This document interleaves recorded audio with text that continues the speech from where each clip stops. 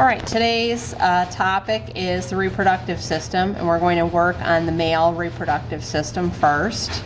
Okay, so just to kind of get the lay of the land here, here's the urinary bladder in here, and you can see part of the sigmoid colon here. Here's a ureter, all right, and here's actually the rectus abdominis muscle right here, and then you have part of the external oblique muscle and the aponeuroses of the muscles in this area. And this is the opening in the aponeuroses where structures are passing from the abdominal pelvic cavity and to the outside of the body. Okay, so this is the inguinal ligament here, and the structures of the spermatic cord are actually passing through this opening. Okay, so we have the testis down here.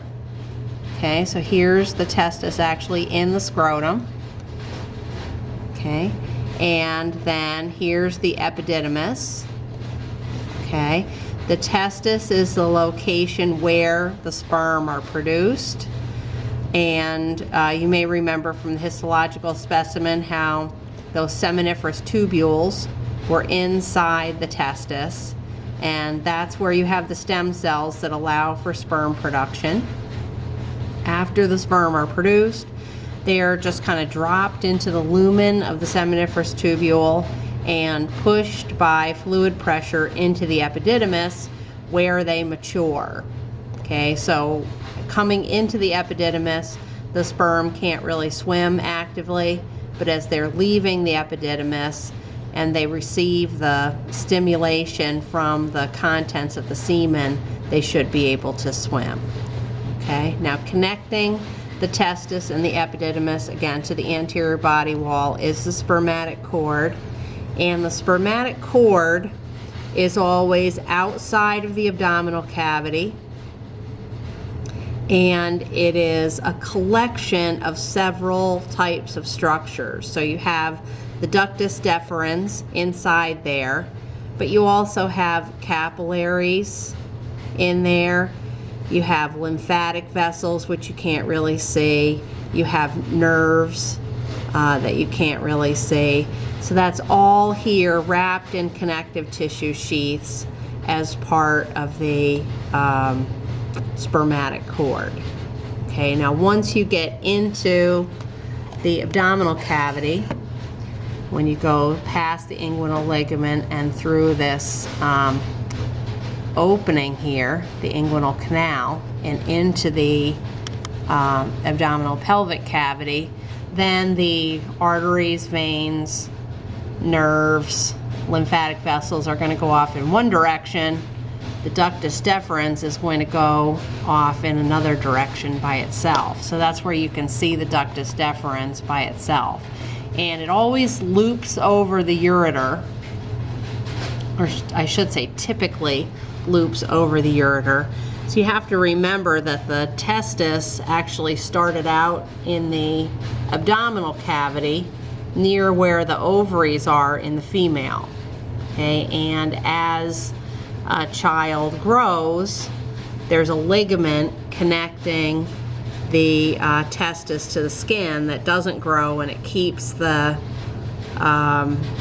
testis kind of being pulled away from the abdomen, and eventually it gets pulled right through the anterior abdominal wall through that inguinal canal. Okay, that's why the inguinal canal is larger typically in males than it is in females, and it's more likely to have an inguinal hernia in males. Okay, it's also why if you have a baby boy, you'll see the pediatrician palpating in the scrotal sac to see if the testes are in there. Okay, so if they don't descend, that's the term for it, when the testes make it into the scrotal sac. If they don't descend by the time a child is 2 years old, they'll typically do a surgical procedure to pull them in, because the testes have to stay at a lower temperature, otherwise they can't make sperm. Okay, so here we are with the ductus deferens again.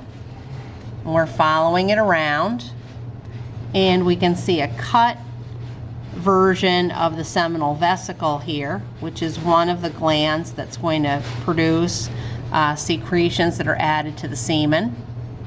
And then we also have the prostate gland here. This is another important gland that's going to produce secretions that are added to the semen. Okay, so let's open up now. We're going to remove this section. Okay. And we can see the ductus deferens here. Okay, and then we have this section where we have the ductus deferens and the secretions of the seminal vesicle kind of combining in this area, and this kind of diagonal area, tube-like area that we see here kind of cutting through the prostate is the ejaculatory duct. Okay, and that's allowing the sperm, which are in a very small amount of fluid, and the secretions of the seminal vesicle to come together. Okay, and the secretion of the seminal vesicle has several substances in it. The major one is fructose, and that's the fuel source for the sperm.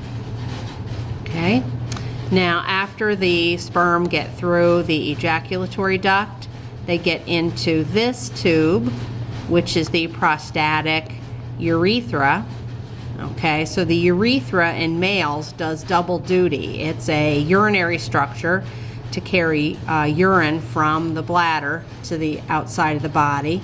It's also a reproductive structure, okay, because if urine isn't going through, sperm can be.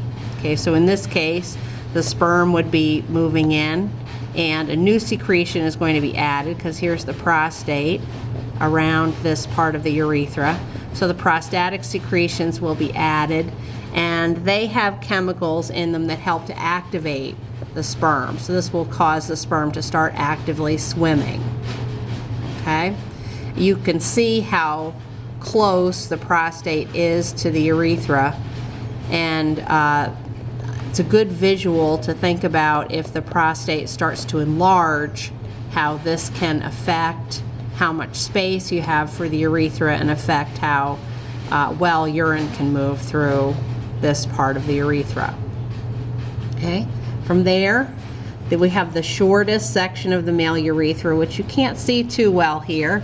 That's this section that's going through this set of muscles, the membranous urethra.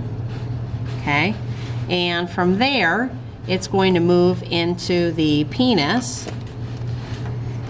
And we'll pick it up over here, and here's some of the rest of the urethra, and this section has two names. It's appropriately referred to as the penile urethra because it's in the penis.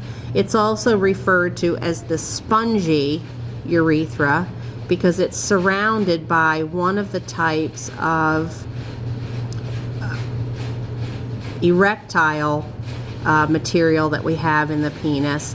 And this particular one is the corpus spongiosum, okay, named because it looks like a sponge. Okay, so that erectile material is surrounding the urethra, and it's also the material that you have at the tip of the penis, or the glans region of the penis. Okay, in addition to the corpus spongiosum, there are two collections of tissues, and each one of these structures is a corpus cavernosum. Okay, so what you see in here, where you have larger openings, that's the corpus cavernosum. And as I said, there are two. So if we cut the penis open on this side, we'd have another one of these bodies on the other side. Okay, so three sets of erectile tissue in the male. Okay, and we have another gland which you can't really see well on this model, And so I have my little picture here. So there's the seminal vesicle again. Okay, and this is right from your textbook. Here's the ejaculatory duct, and you can see how the secretions of the seminal vesicle and the sperm from the ductus deferens are combining here. Okay, and then here's the prostate gland and the prostatic urethra. Here's the third gland, this little teeny tiny gland here. This is the bulbourethral gland.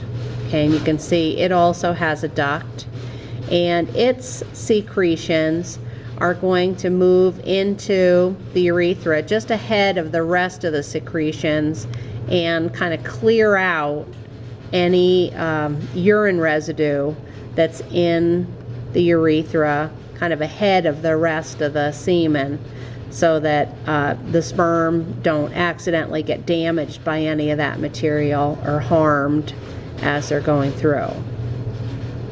Okay.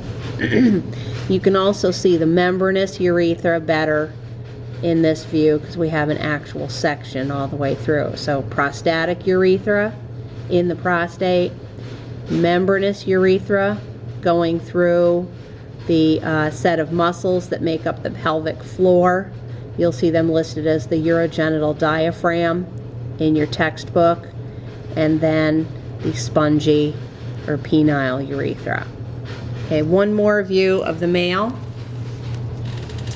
We'll look at this friend that we looked at associated with the urinary system, and the kidneys again, hilum, renal pelvis, ureter.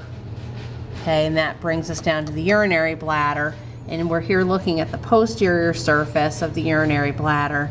So these white structures here, each one is a ductus deferens.